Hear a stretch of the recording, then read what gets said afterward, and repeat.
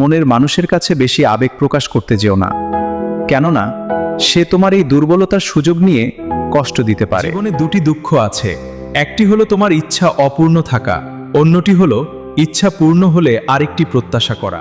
এই জগৎ সংসারে বাস্তবতার আসল রূপ কেবল মধ্যবিত্তরাই দেখতে পায়। মুখের কয়েকটি অবহেলিত ভাষাই যথেষ্ট মানুষের মন ভাঙার জন্য।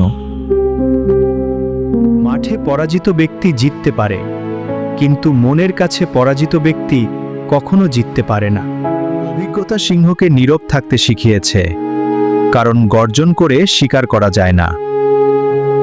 আশ্চর্যের ব্যাপার হলো কারোরই সময় নেই অন্যকে সাহায্য করার, কিন্তু সবারই সময় থাকে অন্যের কাজে বাধা দেওয়া। যদি বাস্তবতা মেনে নিতে পারেন আর আবেগ নিয়ন্ত্রণ করতে পারেন, তাহলে আপনি সুখী। মানসিকভাবে একটু একটু করে শেষ হয়ে যাওয়ার নাম ডিপ্রেশন। জীবনে যা অর্জন করতে চান তা সময় মতো অর্জন করুন, কারণ জীবনে সুযোগ কম, ঝুঁকি বেশি। ছবির বদলে চরিত্র দেখা যেত, তাহলে মানুষ আয়না দেখা ছেড়ে দিত। নিজের জীবনের লড়াইটা নিজেকে লড়তে হবে। জ্ঞান অনেকেই দেবে, কিন্তু সঙ্গ কেউ দেবে না। পৃথিবীতে কেউ কারো নয়, শুধু সুখে থাকার আশায় কাছে টানার ব্যর্থ প্রত্যয় আর দূরে চলে যাওয়ার এক বাস্তব। যখন সাফল্য প্রায় হাতে আসে, ঠিক তখন ভালোবাসার মানুষটা ছেড়ে চলে যায়। সময়ের পরিবর্তনে রাগ কমে যায়, কিন্তু কারো দেয়া আঘাতের দাগগুলা থেকে যায়। জীবনের সেরা শিক্ষাটা পাওয়ার জন্য কারো না কারো কাছে একবার ঠকে যাওয়াটা খুব দরকার। ভালোবাসায় সব হারানো মানুষগুলো কখনো রাগ করে না, এক আকাশ অভিমান নিয়ে একাকিত্বের পথিক হয়। ভীষণ রকম ভালোবাসতে পারে, সে প্রচণ্ড অভিমান নিয়ে দূরে সরিয়েও দিতে পারে। অভিমান প্রকাশের ভাষা সবার এক না, কেউ চিৎকার করে, আবার কেউ চুপ হয়ে যায়। পৃথিবীতে সবচেয়ে অসহায় সে, যে নিজের রাগ কষ্ট কাউকে দেখাতে পারে না, একটু চিৎকার করে কাঁদতে পারে না, শুধু মৃদু হাসির আড়ালে চোখের জল লুকিয়ে রাখে। তোমার অভিমানের কোনো মূল্য নেই, তার কাছে অভিমান প্রকাশ করাটা শুধু বেমানানি নয়, লজ্জার, অমর্যাদার আর অপমানের। একটু অভিমানের জন্য যদি কারোর চোখে জল আসে, তবে মনে রেখো তার চেয়ে বেশি কেউ তোমাকে ভালোবাসে না। ঠিক থাকলেই হলো, কে কি বলল তাতে কান না দেওয়াই ভালো।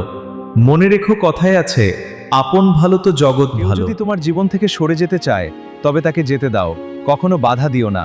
মনে রাখবে, নদীর স্রোতও কিন্তু বৃষ্টি হয়ে ফিরে আসে। কথা কম বলতেই বেশি ভালো লাগে, কারণ আমি জানি কথা বোঝার মতো মানুষের সংখ্যা খুবই কম, কিন্তু আঘাত করা মানুষের সংখ্যা অনেক। ফিরে যাও কৃষ্ণ নামের দিকে, সৌভাগ্য ফিরবে তোমার দিকে। নারী কখনো হারে না, সমাজ কি বলবে এটা বলে ভয় দেখিয়ে তাদের হারানো হয়। শরীরের সবচেয়ে দামি অংশ হলো হৃদয়, যেখানে থাকার জন্য যোগ্যতা অর্জন করতে হয়। যে অপরের অর্থ, সৌন্দর্য, সুখ, সম্মান দেখে হিংসা করে, সে সর্বদা দুঃখী থাকে।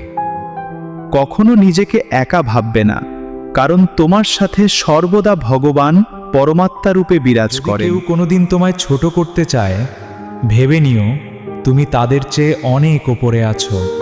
মানুষ সেই দিনই মানুষ হবে যেদিন অন্যের ভুল ধরার আগে নিজের ভুল বুঝতে পারবে। ভালোবাসাই ঈশ্বরকে ভালোবাসার সর্বশ্রেষ্ঠ উপায়।